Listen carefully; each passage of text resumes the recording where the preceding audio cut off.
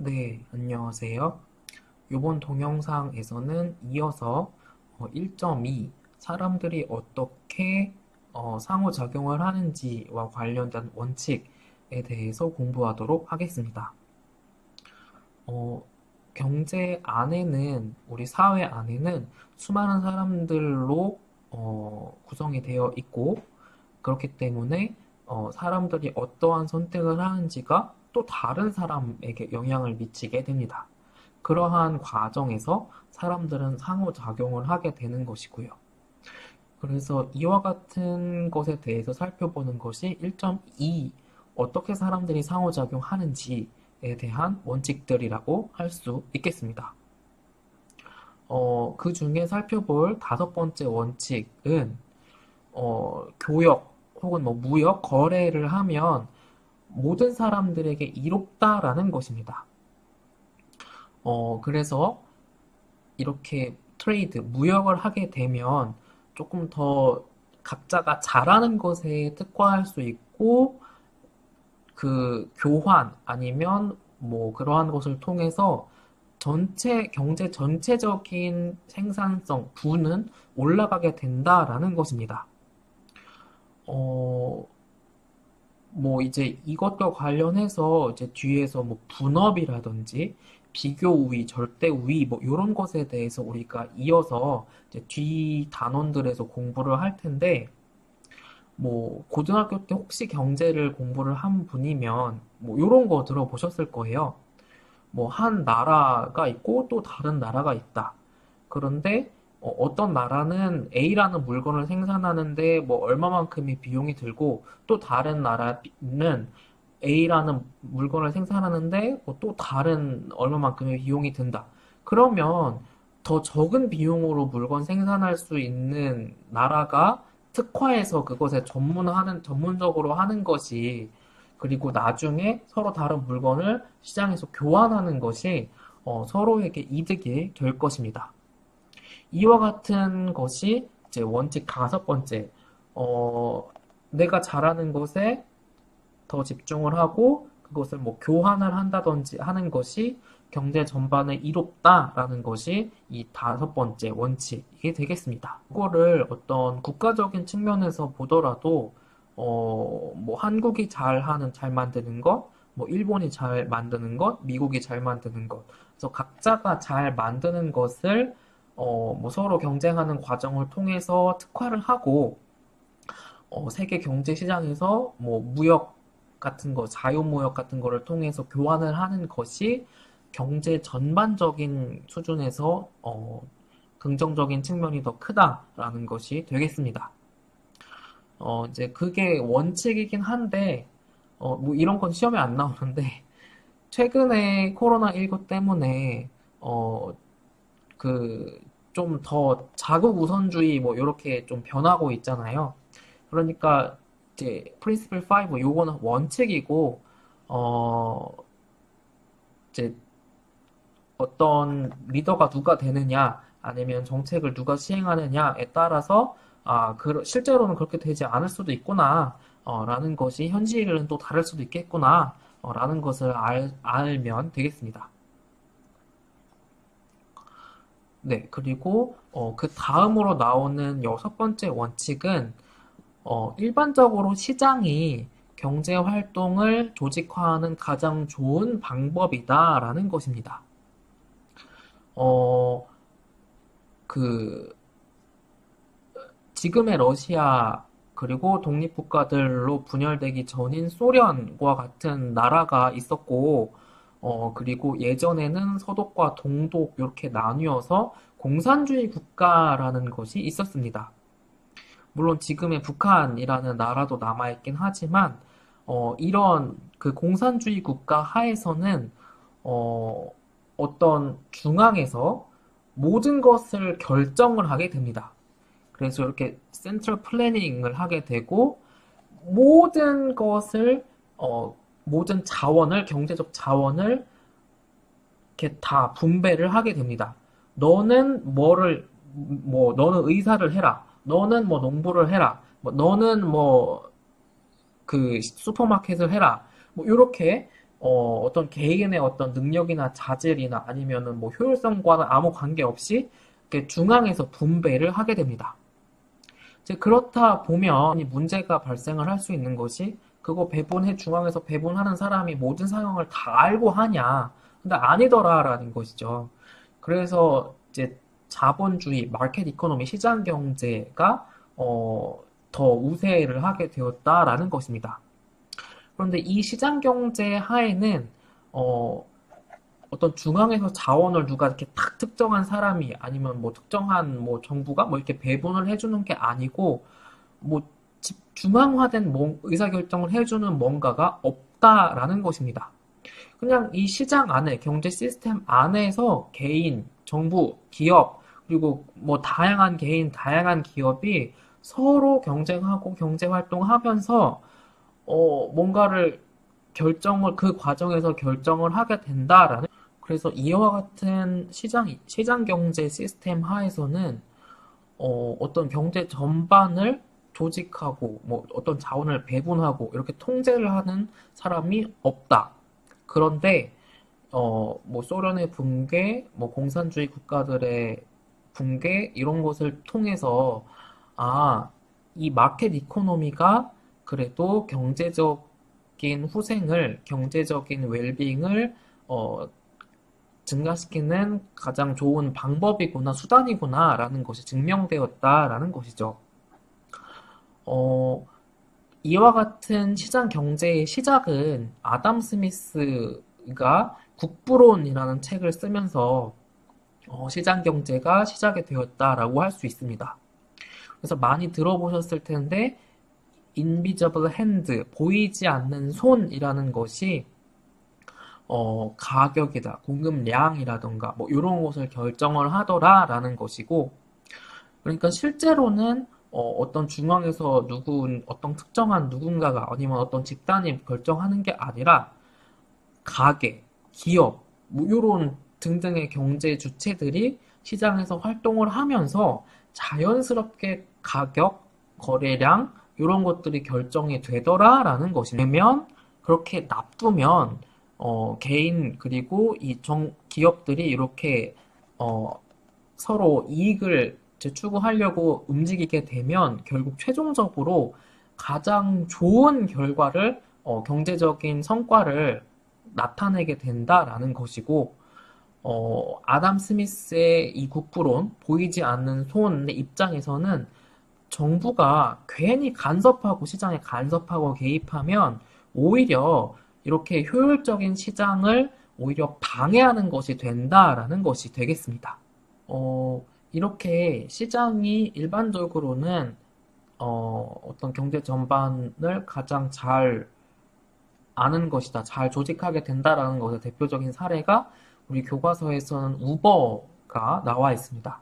여기 지금 뭐 우드 해브 PP 해가지고 가정법 과거 완료죠. 지금 그 고등학교 때 영어 배우셨으니까 아담 스미스가 지금 살아계시는 분이 아니기 때문에 이렇게 가정법 과거 완료 표현을 통해서 만약에 아담 스미스가 살아있었다면 지금의 우버를 사랑했을 것이다 라는 표현이 되겠습니다. 우리나라에서는 우버 서비스를 이용할 수 없지만 미국에 가면 뭐 우버, 그다음에 동남아시아 쪽을 여행을 가보신 분이면 뭐 그랩 같은 거를 통해서 공유 차량 서비스를 이용을 할 수가 있습니다. 이제 그 대표적인 것이 바로 이 우버라고 할 수가 있겠는데요. 이 우버가 나오기 전에는 택시라는 것에 대해서 굉장히 규제가 심했습니다. 우선 이 택시 기사를 아무나 할 수 있는 것이 아니고 택시를 운영을 하려면 그 라이센스가 있어야 되는데 이 라이센스 자체가 정부에서 이렇게 규제를 하고 있었다라는 것이고, 뭐 이 택시가 받을 수 있는 택시 요금에 대해서도 규제가 되어 있어서 뭐 얼마 이상 못 받게 한다든지, 올리는 것도 뭐 물가에 비례해서 아니면 뭐 어떤 합의에 의해서 정부가 정책을 결정을 해줬을 때만 올린다든지 뭐 요런 어떤 규제의 하에 있었다라는 것이죠. 그래서 허가받지 않은 택시 기사가 뭐 요런 택시를 할 수 없게 만들어 놓은 상황이었는데 2009년 우버가 생기면서 상황이 많이 바뀌게 되었다라는 것이 되겠습니다. 이 우버의 경우에는 뭐 택시 기사는 아니지만 본인이 일반 그냥 개인인데 시간이 남는 그 시간에 승차 공유를 하는 것을 통해서 뭐 우버 고객을 어디에서 어디까지 이동하는 것을 해줄 수 있게 돈을 받고 해주는 공유 서비스가 이 우버가 되겠습니다. 그래서 우버는 택시는 아니니까 이렇게 심한 규제에 적용을 받았던 것이 아니고 이 우버가 굉장히 빠르게 성장할 수 있었던 것이 어, 일반적인 택시 요금보다 쌌다라는 것입니다. 물론 이게 뭐 출근 시간, 퇴근 시간, 아니면 혼잡 시간 요런 때에는 또 요금이 올라가고 또 수요가 많이 없을 때는 또 요금이 내려가고 요런 가격 시스템을 갖고 있는 게 이 우버였고요.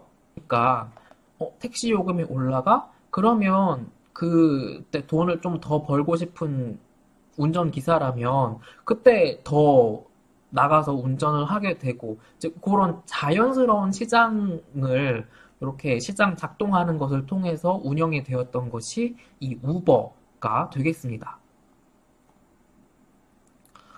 그렇지만 당연히 모두가 우버를 좋아했던 것은 아니고 특히 이제 전통적으로 면허를 가지고 정부의 규제 허락 하에서 택시 영업을 하던 택시 기사들은 이 우버를 굉장히 싫어할 수밖에 없었겠죠.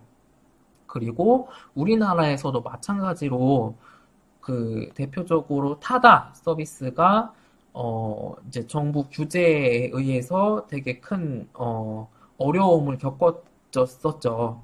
그러니까 요런 새로운 서비스에 대해서 이렇게 이제 기존의 어떤 영업을 하던 사람들이 불만이 있었다라는 것인데 다시 한번 앞에 넘어가서 보면 이렇게 자율적인 어떤 시장의 어떤 시스템을 통해서 기사가 더 출퇴근 시간대는 더 많이 공급되고 또 사람이 없을 때에는 기사가 많이 있을 필요가 없고 하는 이러한 시스템을 통해서 굉장히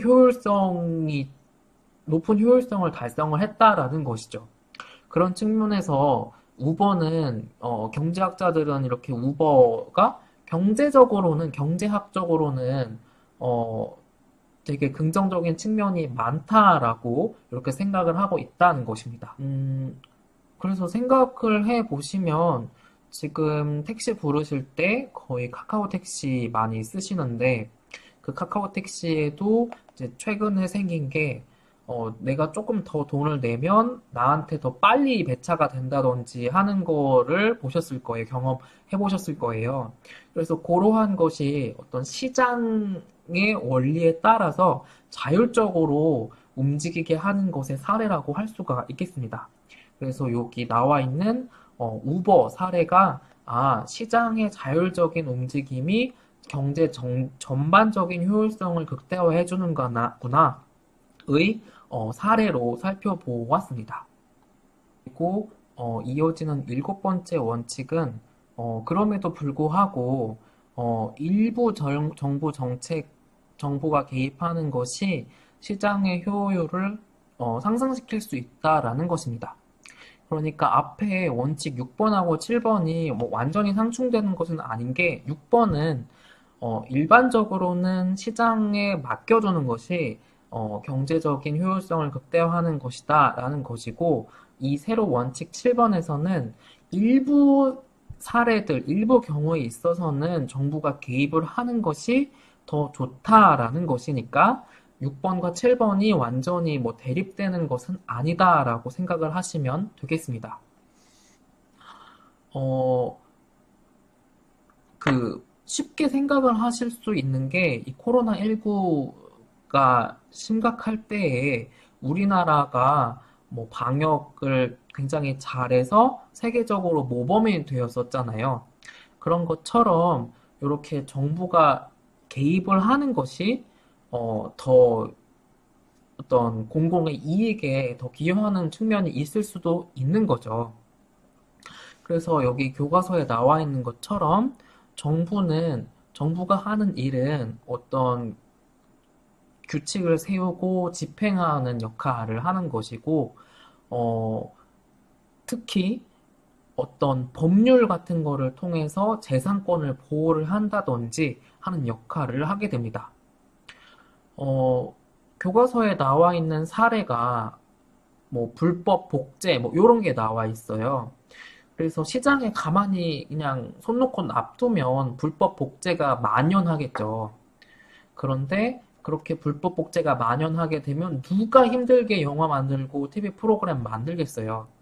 그런데 그래서 정부가 나서서 불법 복제를 못하게 막고 처벌하고 이렇게 하니까 어, 계속 새로운 영화, 드라마 아니면 새로운 뭔가가 나올 수가 있게 되는 거죠. 그래서 정부가 하는 경우가 할 때 오히려 시장에 어떤 긍정적인 측면이 있을 수가 있는 것이고요. 정부가 개입을 할 때에 이제 뒤에서 살펴보겠지만 시장 실패를 막을 수 있는 경우가 있을 수 있고 경제적인 불평등을 막을 수 있는 경우가 있을 수 있습니다. 그래서 첫 번째로 말씀드린 게 이렇게 재산권, 더 쉽게 사례로 특허 같은 거죠. 만약에 정부에서 특허라는 걸 인정해주지 않는다면 누가 새로운 뭔가 뭐 제품, 뭐 방법, 소프트웨어 같은 거를 개발하려고 하겠어요. 정부가 이렇게 특허라는 것을 통해서 그 독점적인 권리를 인정해주기 때문에 사람들이 혹은 기업들이 그렇게 어떤 새로운 제품, 방법 같은 거를 개발을 하려고 하는 것이죠. 그리고 또 다음으로는 시장에 가만히 놔두면 시장 실패가 발생할 수 있기 때문에 정부가 개입을 하는 것이 때때로는 좋다라는 것입니다. 그 대표적인 사례가 이 외부 효과, externalities인데 되게 쉽게 말을 하면 환경 오염 같은 것이 바로 이 외부 효과의 대표적인 사례가 되겠습니다. 어떤 제조업체가 물건을 만들 때에 환경을 오염시키려고 일부러 하지는 않죠. 그런데 제품을 만드는 과정에서 공해도 발생하고 오폐수도 배출을 하게 됩니다. 그래서 그것을 가만히 놔두면 정부가 규제를 하지 않으면 공기가 더 오염이 될 것이고 물도 더 오염이 되겠죠. 이제 그러한 것을 정부가 개입을 해서 너네 제조업 공장에다가 공기 그 배출할 때는 집진시설 달고 이 오폐수 배출할 때에는 정화장치 달아라 라고 하는 것이 이 공공의 이익에는 더 좋다라는 것이 되겠습니다. 그래서 이 환경 오염 같은 경우를 막아주는 것이 있기 때문에 정부가 개입을 하는 것이 더 좋을 수 있다라는 것이고요. 또 다음으로는 마켓 파워, 시장을 너무 가만히 놔두게 되면 독점이 발생을 할 수가 있죠. 그래서 소수 혹은 어떤 한 명이 시장의 모든 점유율을 다 갖게 되는 것, 이러한 것이 발생하게 되면 오히려 시장의 비효율이 발생할 수 있다라는 것이죠. 뭐 쉽게 생각할 수 있는 것이 만약에 우리나라에서 뭐 어떤 제품을 만드는 회사가 딱 그 회사 하나라고 하자. 그러면 그 회사가 요금을 맘대로 올리거나 맘대로 뭐 폭리를 취하거나 하는 것에 대해서 다 피해자가 되는 거죠. 그런데 정부가 나서서 50% 아니면 과반의 시장 점유율을 갖지 않게 기업을 제한을 해줌으로써 경쟁이 발생을 하게 되고 소비자 입장에서는 뭐 독과점의 피해에 노출되지 않게 되고 그러한 것이 정부가 개입했을 때의 좋은 점이 될 수 있겠습니다. 그리고 마찬가지로 뭐 사회에는 저소득층 뭐 요런 분들, 저소득층, 뭐 차상위 계층 요런 분들에 대해서 정부가 나서서 복지 정책을 통해서 그렇게 어떤 도움을 주었을 때에 전체 경제가 더 잘 돌아갈 수 있기 때문에 역시 이러한 경우에도 정부 개입이 어, 이로운 효과를 주는 케이스가 되겠습니다. 그래서 이러한 정부 개입이 사회 불평등을 줄이게 되는 것이 되겠습니다. 그런데 그럼에도 불구하고 물론 정부의 개입이 그럼 만능이냐라고 하면 또 그거는 아니다라는 것이 마지막으로 하나 더 기억을 하시면 되겠습니다. 네, 그러면 이번 동영상에서는 우리가 1.2 어떻게 사람들이 경제적으로 서로 영향을 미치는지에 대한 원칙 세 가지를 공부를 해 보았습니다. 그러면 다음 동영상에서 또 이어서 공부하도록 하겠습니다.